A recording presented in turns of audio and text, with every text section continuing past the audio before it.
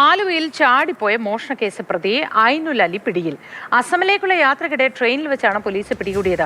കൈവിലങ്ങ് മുറിച്ച ശേഷം ട്രെയിനിൽ കടന്നു കളയുകയായിരുന്നു. രാഗിൻ ടെലിഫോൺ ലൈനിൽ ചേർന്ന വിവരങ്ങളുമായി. രാഗിൻ, ഗുഡ് മോർണിംഗ്. ഈ കൈവിലങ്ങ് മുറിച്ചു കളഞ്ഞ് അസമിലേക്കൊക്കെ യാത്ര ചെയ്യാൻ ഇയാൾക്ക് എങ്ങനെയായി എന്നതാണ്. ആരുടെയെങ്കിലും സഹായമൊക്കെ കിട്ടി കാണുമായിരിക്കുമോ? എന്താണ് വിശദവിവരങ്ങൾ പോലീസ് പറയുന്നത്? അത്തരം കാര്യങ്ങൾ കൂടി പോലീസ് സംഘം പരിശോധിച്ചിട്ടുണ്ട്.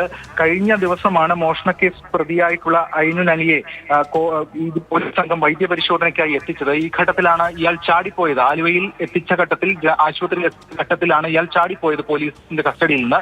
തുടർന്ന് ഇയാൾക്കായി വിശദമായിട്ടുള്ള പരിശോധന കളമശ്ശേരി പോലീസ് നടത്തിവരികയായിരുന്നു. കളമശ്ശേരി പോലീസാണ് ഇതിൽ കേസെടുത്തിരുന്നത്.